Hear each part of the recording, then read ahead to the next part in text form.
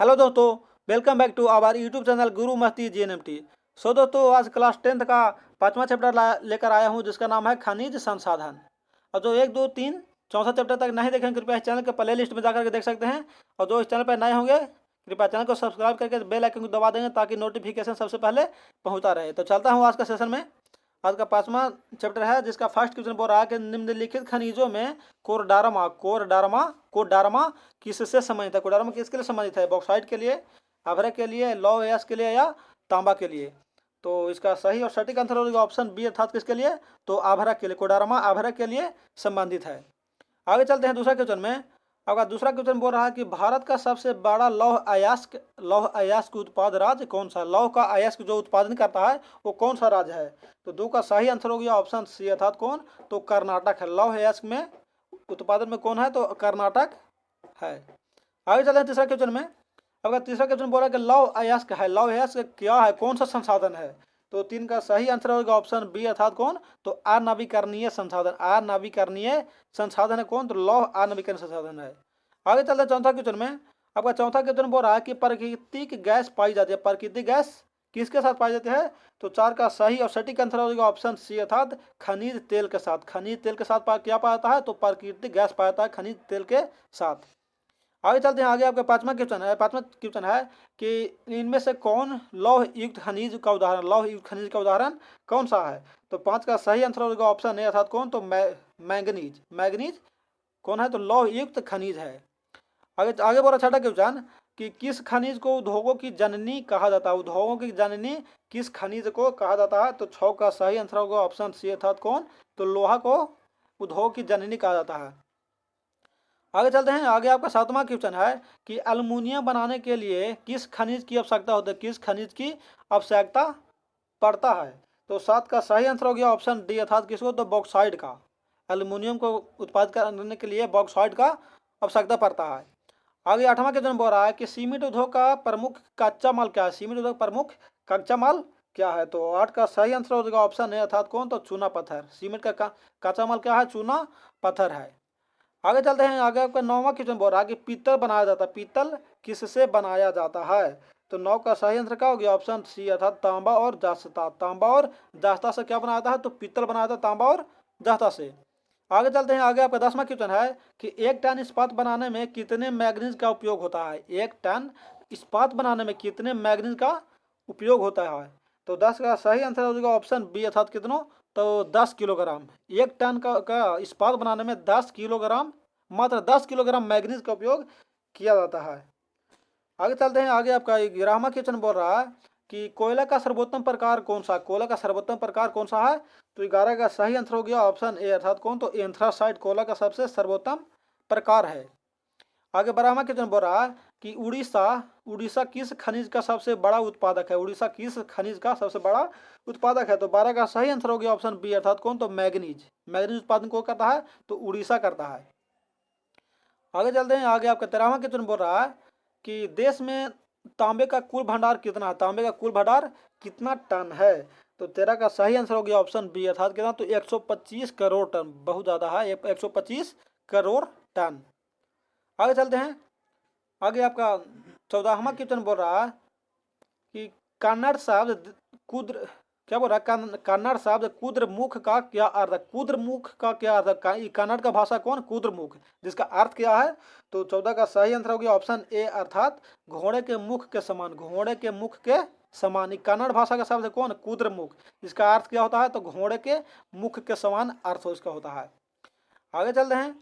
आगे आपका 15वां क्वेश्चन है कि क्या बोल रहा है? सिलिकोसिस नामक दमघोंटू बीमारी किससे होती है? दमघोंटू बीमारी किससे होती है? सिलिकोसिस। तो 15 का सही आंसर हो गया ऑप्शन ए, अर्थात किसे? तो खदानों में खदान कर्मियों को, मतलब खदानों में कोयला या खदानों में काम करने वाले कर्मियों का अधिक होता है कौन बीमारी? तो सिलिकोसिस होता है। आगे चलते हैं। आगे आपका 16वां क्वेश्चन है कि लौह अयस्क का उपयोग किस उद्योग में किया जाता है? लौह अयस्क का उपयोग किस उद्योग में किया जाता है? तो 16 का सही आंसर हो गया ऑप्शन बी, अर्थात किसमें? तो इस्पात में। लौह अयस्क का उपयोग अधिकतर किया जाता है इस्पात उद्योग में किया जाता है। आगे चलते हैं।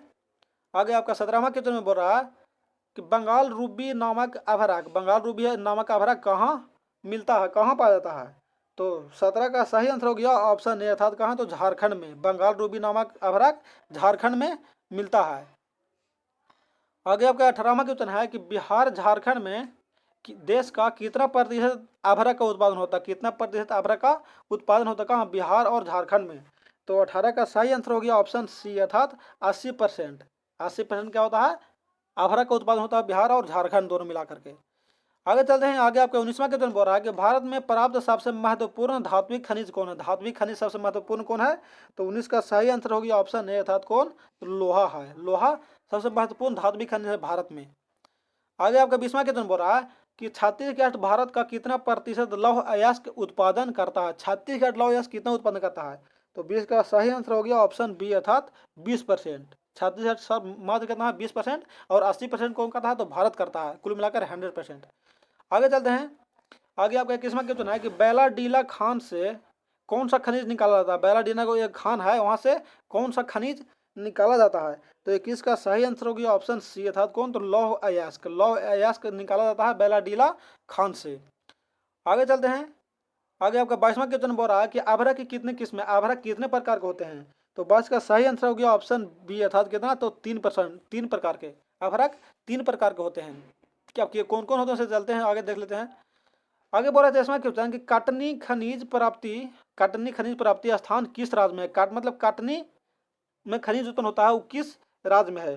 तो 23 का सही आंसर हो गया ऑप्शन डी, अर्थात कहाँ, तो मध्य प्रदेश में, कटनी मध्य प्रदेश में है।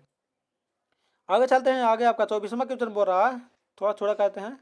24वां क्वेश्चन बोल रहा है कि मैग्नीज उत्पादन में भारत का विश्व में कैमा स्थान है, कौन सा स्थान है। तो 24 का सही आंसर हो गया ऑप्शन सी, अर्थात कौन, तो तृतीय। भारत का मैग्नीज उत्पादन में तृतीय नंबर पर आता है कौन, तो भारत। आगे चलते हैं, आगे आपका 25वां क्वेश्चन बोल रहा है कि तांबा के उत्पादन में किस राज्य का सबसे महत्वपूर्ण स्थान है, तांबा के उत्पादन में कौन सा राज्य का सबसे महत्वपूर्ण स्थान है। तो 25 का सही आंसर हो गया ऑप्शन ए, था तांबा कौन करता है, तो झारखंड करता है, तांबा झारखंड करता है। आगे चलते हैं 26 में, 26 बोल रहे कि अभ्रक का सबसे बड़ा उत्पादक राज्य कौन है, अभ्रक का सबसे बड़ा उत्पादक राज्य कौन है। तो 26 का सही आंसर हो गया ऑप्शन सी, अर्थात कौन, तो झारखंड। अभ्रक का भी उत्पादन करता है कौन, झारखंड करता है। आगे 27वां क्वेश्चन बोल रहा है कि निम्नलिखित में किस खनिज के साथ प्राकृतिक गैस पाया जाता है, किस खनिज के साथ प्राकृतिक गैस पाया जाता है। तो 27 का सही आंसर हो गया ऑप्शन सी, अर्थात किसको, तो पेट्रोलियम के साथ प्राकृतिक गैस पाया जाता है। आगे चलते हैं, आगे 28वां क्वेश्चन है कि निम्नांकित में किस बंदरगाह से लोहे का निर्माण होता है, बंदरगाह से लोहे का निर्यात किया जाता है, मतलब इस देश से दूसरा देश भेजा जाता है, निर्यात किया जाता है। तो 28 का सही आंसर हो गया ऑप्शन डी, अर्थात किससे, तो विशाखापत्तनम से, विशाखापत्तनम से लोहे का आयात निर्यात किया जाता है। आगे 29वां क्वेश्चन बोल रहा है कि भारत में लगभग कितने खनिज पाया जाता है, भारत में लगभग कितने खनिज पाया जाता है। तो 29 का सही आंसर हो गया ऑप्शन बी, अर्थात कितने, 100 खनिज पाए जाते हैं। आगे है 30 में कि निम्नलिखित किन चट्टानों की किन चट्टानों के तह में खनिज जमा होता है, कौन सा चट्टान में तह में मतलब कि खनिज जमा होता है। तो 30 का सही आंसर हो गया ऑप्शन सी, अर्थात कौन, तो अवसादी चट्टानों में, अवसादी चट्टान में क्या खनिज उपलब्ध होते हैं, मतलब उपस्थित होते हैं। आगे आपका 31वां क्वेश्चन है कि निम्नलिखित में कौन अधात्विक, क्या बोल रहा है, अधात्विक खनिज का उदाहरण है, धात्विक नहीं अधात्विक खनिज का उदाहरण है। तो 31 का सही आंसर हो गया ऑप्शन सी, अर्थात कौन, तो अभ्रक। अभ्रक अधात्विक खनिज के अंतर्गत आता है। आगे चलते हैं, आगे आपका 32 में क्वेश्चन बोल रहा है कि कौन लौह अयस्क का एक प्रमुख है, लौह अयस्क का एक प्रमुख कौन है। तो 32 का सही आंसर हो गया ऑप्शन बी, अर्थात कौन, तो हेमाटाइट। लौह अयस्क का प्रमुख अयस्क कौन है, तो हेमाटाइट है। आगे 33 में बोल रहा है कौन भारत का सबसे बड़ा लौह अयस्क राज्य है, सबसे अयस्क को उत्पादन करने में कौन सा राज्य सबसे बड़ा है। तो 33 का सही आंसर हो गया ऑप्शन ए, अर्थात कौन, तो कर्नाटक। कर्नाटक सबसे बड़ा है लौह अयस्क उत्पादन में। आगे चलते हैं, आगे आपका 34वां क्वेश्चन बोल रहा है कि सैलों के अपघटन से कौन सी खनिज बनता है, सैल के अपघटन से कौन सा खनिज बनता है। और बाद में सिकुड़ा हुआ एक अपघटित पिंड सा रह जाता है, सिकुड़ा हुआ एक अपघटित पिंड सा रह जाता है। तो 34 का सही आंसर हो गया ऑप्शन बी, अर्थात कौन, तो बॉक्साइड। कौन पाया जाता है, तो बॉक्साइड पाया जाता है। आगे आपका छठा चैप्टर है जिसका नाम है ऊर्जा या शक्ति संसाधन। तो फिर मिलते हैं अगले सेशन में, तब तक के लिए इस सेशन में इतना ही, फिर तब तक के लिए जय हिंद।